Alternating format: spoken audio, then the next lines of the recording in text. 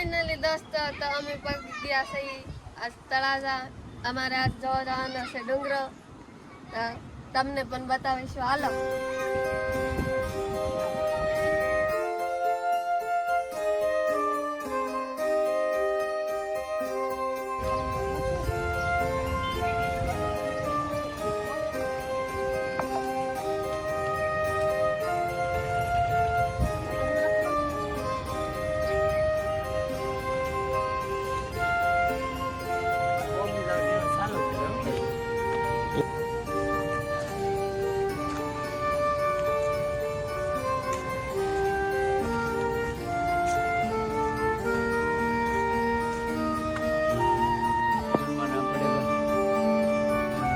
જોઈ શકો છો અમે આવી ગયા છીએ તળાજાના ડુંગરા ઉપર. તો જોઈ શકો છો અહીંથી તળાજા સિટી કેવું બતાવી. તો તળાજામાંથી કોઈ બ્લોગ જોતા હોય તો કોમેન્ટ કરી નાખજો.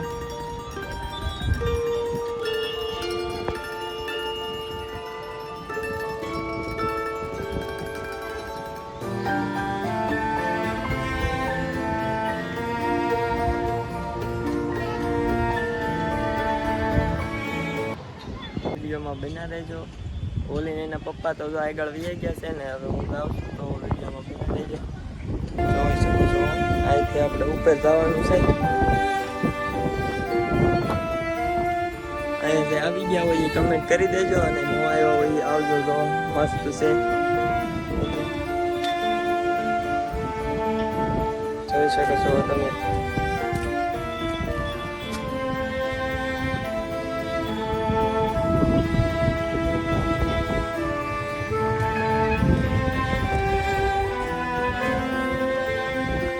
બધા અલગ અલગ મામૂલી રીતે બધા જોવે છે.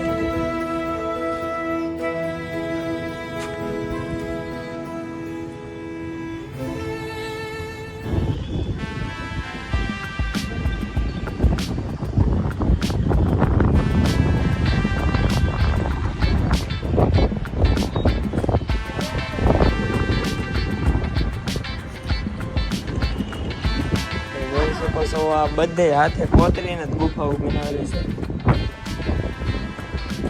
આનો ઇતિહાસ એવું કહે છે, પાકી તો મને નથી ખબર હોય.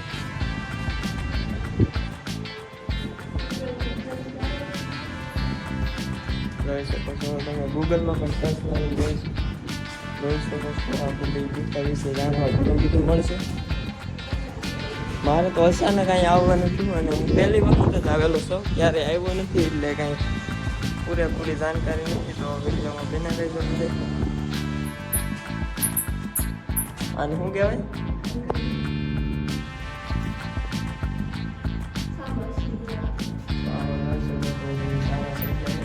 અંધારો વધારે છે એટલે બહુ બદલાય છે.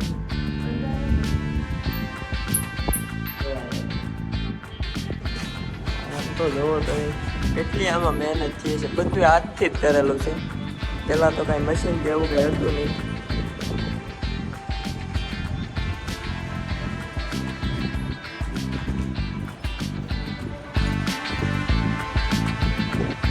જોઈ શકો છો ભાઈ અહીંથી વ્યૂ તળાજાનો એકદમ મસ્ત.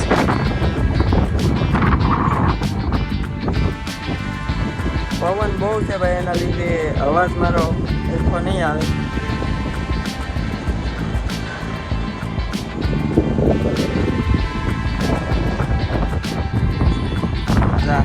તો આજે ભાઈ તમને છે ને તળાજાનો પૂરેપૂરો ડુંગરાનો ઇતિહાસ બતાવવાનો છે. મને ખબર છે હું બતાવીશ, તો બ્લોગમાં બના રહેજો બધા હેડ સુધી. હા જોઈ શકો છો આની નીચે એક ગુફા છે, આ પણ આપણે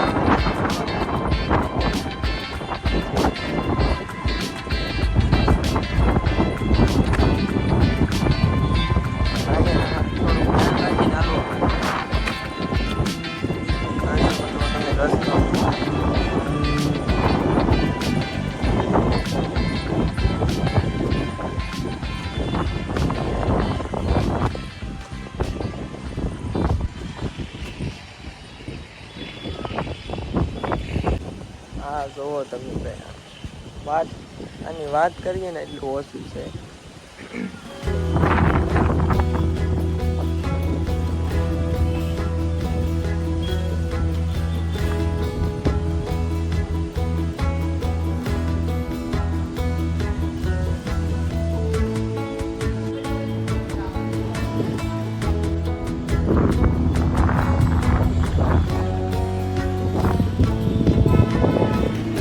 ભાઈ વિડીયોમાં બન્યા રહેજો. આની વિશે મારા મામાને માહિતી છે તો એ આપશે. આ લોકનૃત્ય એવી સંસ્થા થઈ છે કે ફૂલવાળાના વાયડા છે. ફૂલવાળાના વાયડા નથી આપણે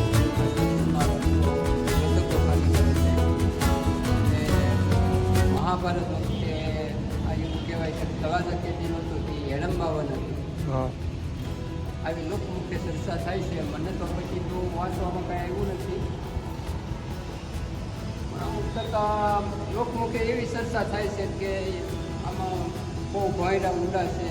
અમુક ભોયડા બધા જુનાગઢ નીકળતા હોય, અમુક ભોયડા લોકના મોટનાથ નીકળતા હોય, શ્રીલંકા પણ એમાં જાતા ને આવતા. તો એ ભોયડા આપણે જોયા નથી. ઘણી વખત આવ્યા છીએ પણ એવા ભોયડા નથી જોયા. કહેવાય છે કે એ ભોયડા બંધ કરી દેવામાં આવ્યા છે.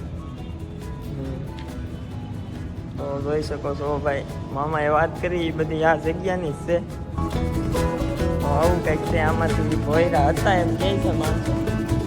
તો બાકી કોઈને અત્યાર સુધી ખબર નથી, ખાલી કહેવામાં આવે છે.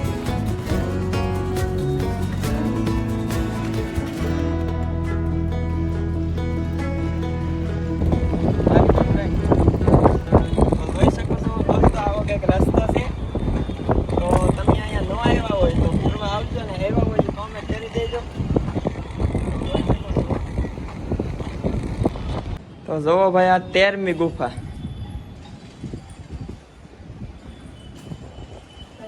અહીંયા જોવો 13 નંબર લખેલા છે.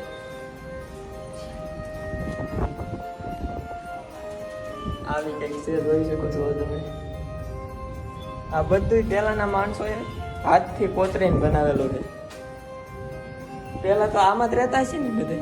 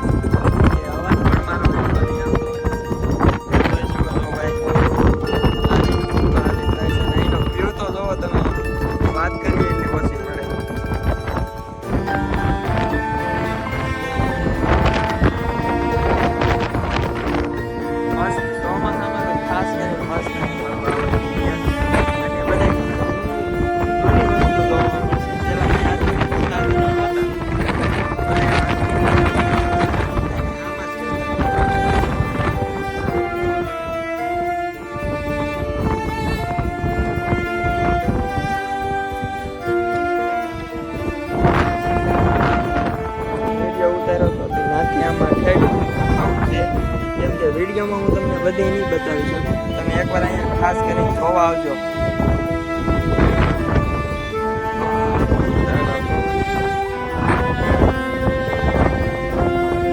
આપણે પહેલી વખત ગુફા બતાવી અહીંયા સુધી બધે લાગત ગુફાઓ છે. તો હું તમને બધી ગુફાઓ તો બ્લોગમાં નહીં બતાવી શકું, પણ થાય એટલી મેં તમને બતાવી છે. તો તમે ખાસ કરીને ભાઈ અહીંયા સ્પેશિયલ જોવા ને ફરવા આવજો. જોઈ શકો છો એનો નજારો ને તમે આમ ઓલી જો સામે કંઈક પાણી આવે છે ને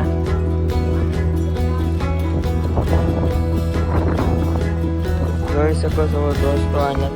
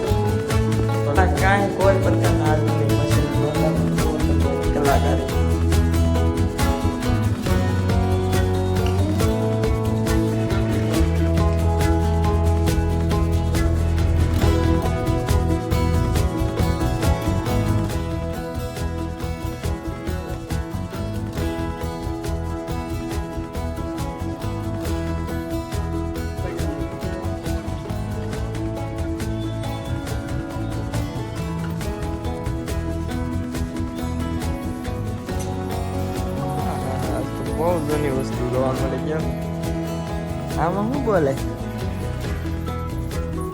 ફૂડ યુઝ ન થાય ને? ઓલા છે.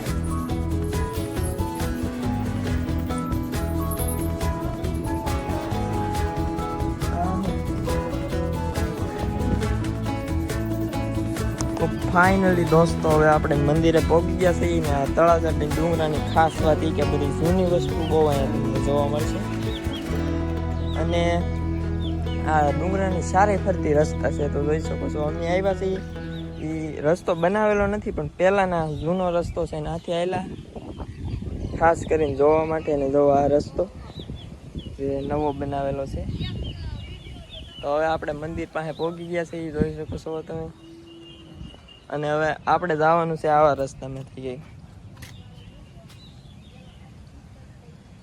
હાલો તો વિડીયોમાં બના રહેજો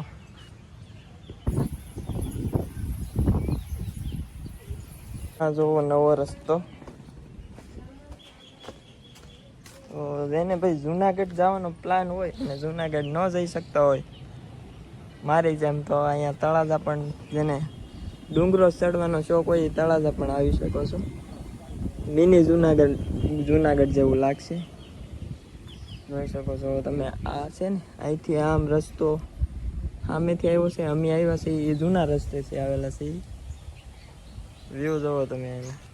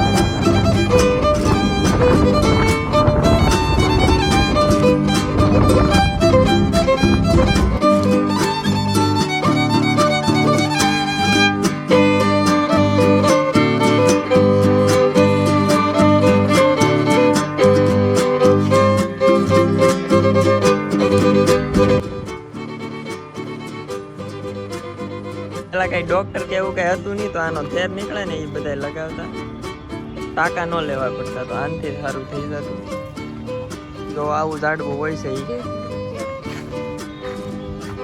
અને આની